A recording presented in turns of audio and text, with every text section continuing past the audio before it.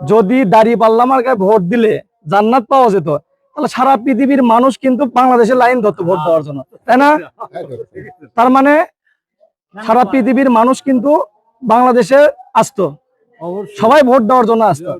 BNP যদি ক্ষমতায় যায়, বাংলাদেশের যে কৃষক যারা আছে এদেরকে নিয়ে কিন্তু কখনো কোনো সরকার ভাবেনি, ভাবছে না। কৃষককে নিয়ে কোনো মানুষই কখনো কোনো দলের লোকজন ভাবেনি। কিন্তু আমাদের তারেক রহমান, উনি বিএনপি যদি ক্ষমতায় যায়, কৃষকদের জন্য এরকম একটি কার্ড হবে, কৃষি কার্ড। এরকম একটা এনআইডি কার্ডের মতো এরকম একটা কার্ড থাকবে। এই কার্ডের মাধ্যমে প্রত্যেকটি কৃষকই এরকম একটা করে কার্ড পাবে। এই কার্ডের মাধ্যমে আপনার যখন ঋণের প্রয়োজন, তখন আপনার হচ্ছে ব্যাংক থেকে ঋণ নিবেন।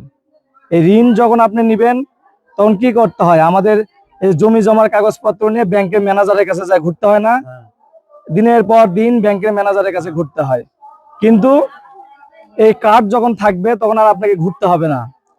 এখানে যা কিছু আছে, এই যে এখানে একটা সিমের মতো আছে, এই সিমের সাথে ব্যাংকের একটা লিঙ্ক আপ থাকবে, যা আপনার ঋণের প্রয়োজন, আপনি যাই এই কার্ডটা শো করবেন। শো করার পরে ব্যাংকের ম্যানেজার দেখতে পাবে আপনি কতটুকু জমি আছে, খারিজ করা আছে কিনা, খাজনা করা আছে কিনা, এগুলো সবকিছু এর ভিতর থাকবে। এটা একটা। ধরেন বৃষ্টি হচ্ছে, সকালবেলা দুপুরে বৃষ্টি হবে, বৃষ্টি হলে কি হবে? এমন ফসল আছে যে ফসলগুলো নষ্ট হয়ে যায়, বৃষ্টি পড়লে নষ্ট হয় না?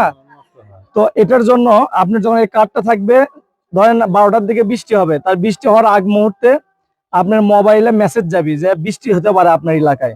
তখন আপনি কি হবে? আপনার ফসলগুলো নিরাপদ রাখতে পারবেন, সেটা এই কার্ডের মাধ্যমে হবে।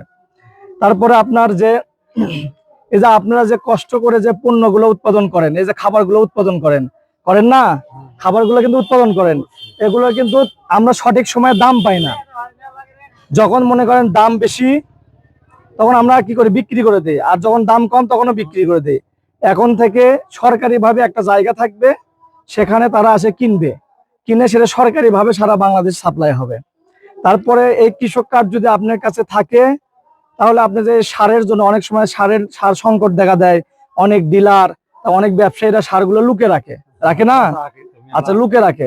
এই কার্ড থাকলে আপনাকে কি করবে? ওই সরকারি একটা ডিলারের কাছে আপনি এই কার্ড নিয়ে গেলে আপনি সার পাবেন, ওখানে কেউ তাল বাহানা করতে পারবে না।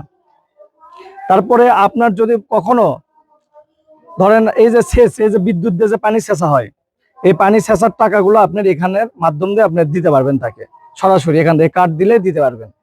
তারপরে হচ্ছে আপনার অনেক সময় দেখা যায় বিভিন্ন এলাকায় যে ঝামেলাগুলো সৃষ্টি হয় এই পানি সেচাকে কেন্দ্র করে, এই বিল দেওয়াকে কেন্দ্র করে, সেগুলো আপনার সমস্যা হবে না। আবার ধরেন আপনি বন্যা আসলো, বন্যা আসার পরে পুরো এলাকার সম্পদ কি হলো? যেগুলো আবাদ করে নষ্ট হয়ে গেছে, এই জন্য সরকারি ভাবে কিন্তু কিছু টাকা দেয় মানুষকে, এগুলো সঠিকভাবে পায় না। দেখা যায় ইউনিয়ন পরিষদের চেয়ারম্যান, মেম্বার, যার যার পরিচিত লোকজন থাকে, তাক দিয়ে দেয়, কিন্তু আপনার কেউ নাই, আপনাকে কিন্তু দেয় না।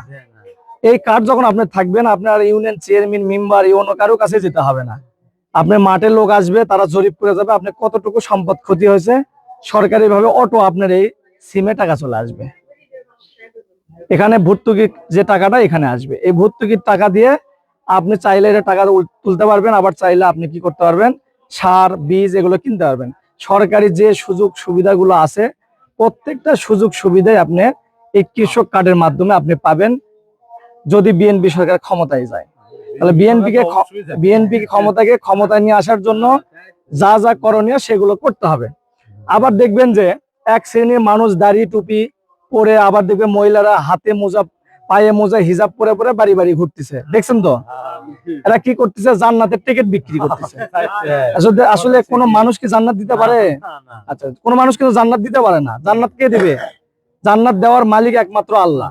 তাহলে এই যে যারা বিভিন্ন জায়গায় ভণ্ডামো করতেছে, জান্নাতের টিকিট বিক্রি করতেছে, ভণ্ডামো করতেছে, এরা হচ্ছে ভণ্ড, এরা হচ্ছে মানুষকে প্রতারক, একটা চক্র। এরা বিভিন্ন ভাবে মানুষকে ভুল বুঝাচ্ছে। কালকে এই ভণ্ডরা আবার কালকে এক জায়গায় বক্তব্য দিয়েছে যে আপনি বিড়ি খাবেন, আপনি ইবাদত না করলেও দাঁড়িপাল্লায় ভোট দিলে জান্নাতে যাবেন। তাহলে দেখেন, এরা কোরআন হাদিসকে অপব্যাখ্যা দিচ্ছে।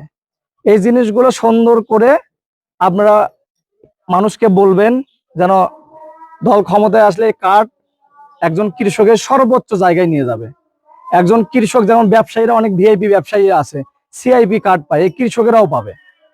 আপনাদের সম্মান থাকবে সব পেশার উপরে কৃষকদের জন্য, এটা তারেক রহমান করবে।